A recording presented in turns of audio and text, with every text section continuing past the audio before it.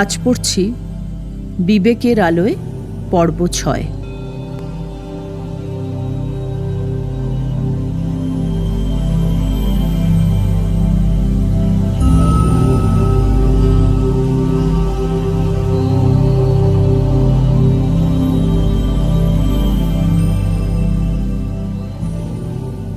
আমাদের প্রথম কর্তব্য নিজেকে ঘৃণা না করা।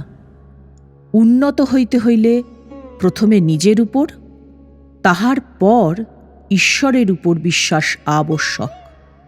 যাহার নিজের উপর বিশ্বাস নাই, তাহার কখনোই ঈশ্বরে বিশ্বাস আসিতে পারে না। কর্তব্য ও সদাচার অবস্থাভেদে ভিন্ন ভিন্ন। ইহা স্বীকার করা ব্যতীত আমাদের গত্যন্তর নাই। অন্যায়ের প্রতিকার করিলে সর্বক্ষেত্রেই যে অন্যায় করা হইল তাহা নয়, কিন্তু অবস্থা বিশেষে অন্যায়ের প্রতিরোধ করাই মানুষের কর্তব্য হইতে পারে। পাশ্চাত্য দেশে তোমরা অনেকে ভগবদ্গীতার ২য় অধ্যায় পাঠ করিয়া হয়তো আশ্চর্য হইয়াছ।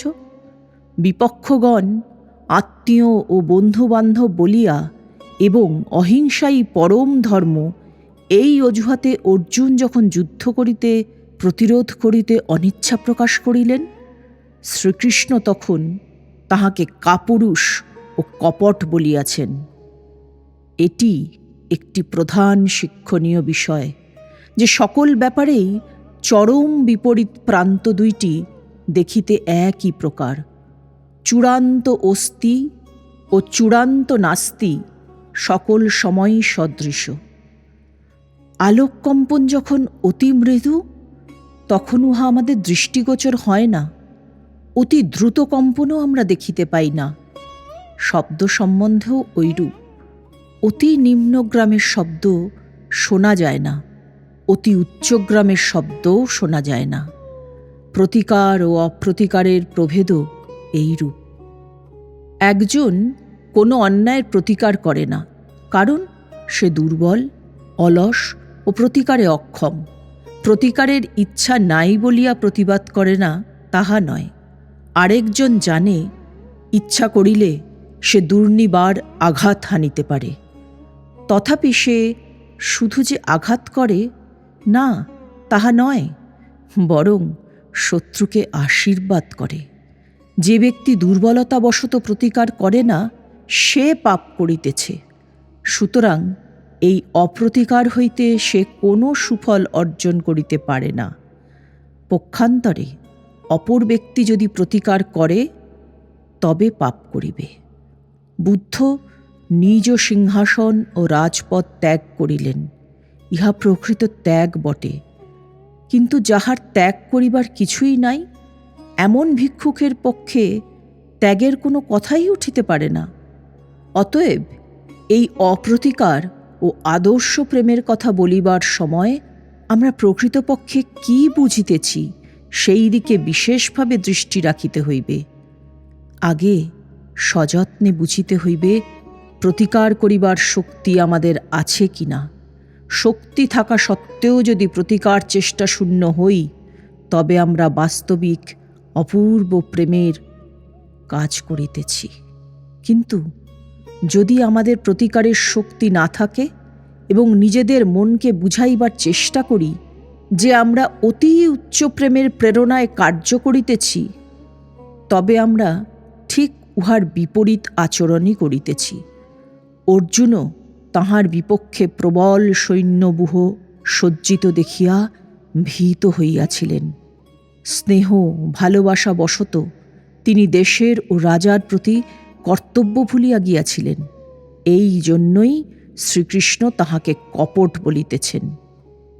পণ্ডিতের মতো কথা বলিতেছ, অথচ কাপুরুষের মতো কাজ করিতেছ। ওঠো, দাঁড়াও, যুদ্ধ করো। ইহাই কর্মযোগের প্রধান ভাব। কর্মযোগী জানেন অপ্রতিকারই সর্বোচ্চ আদর্শ। তিনি আরও জানেন যে উহাই শক্তির উচ্চতম বিকাশ ও অন্যায়ের প্রতিকার কেবল অপ্রতিকার রূপ শ্রেষ্ঠ শক্তি লাভের সোপান মাত্র। এই সর্বোচ্চ আদর্শে উপনীত হইবার পূর্বে মানুষের কর্তব্য অশুভের প্রতিরোধ করা। কাজ করিতে হইবে, সংগ্রাম করিতে হইবে, যত দূর সাধ্য উদ্যম প্রকাশ করিয়া আঘাত করিতে হইবে। এই প্রতিকারের শক্তি যাহার আয়ত্ত হইয়াছে, তাহার পক্ষেই অপ্রতিকার ধর্ম বা পুণ্যকর্ম। আমার দেশে একবার একটি লোকের সহিত আমার সাক্ষাৎ হয়।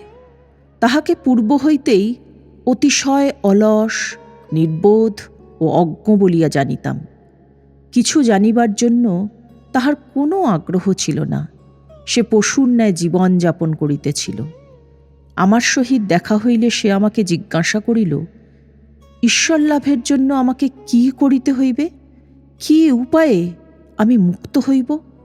আমি তাহাকে জিজ্ঞাসা করিলাম, তুমি মিথ্যা কথা বলিতে পারো কি? সে বলিল, না।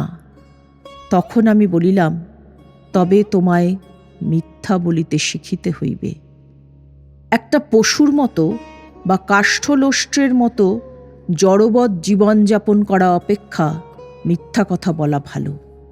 তুমি অকর্মণ্য। কর্মের অতীত যে অবস্থায় মন সম্পূর্ণ শান্ত ভাব অবলম্বন করে এবং যাহা সর্বোচ্চ অবস্থা, তুমি নিশ্চয়ই তাহা লাভ করো নাই। তুমি এতদূর জড় প্রকৃতি যে একটা অন্যায় কাজও করিতে পারো না। অবশ্য যে লোকটির কথা বলিতেছি, তাহার মতো তামসিক প্রকৃতির লোক সচরাচর দেখা যায় না।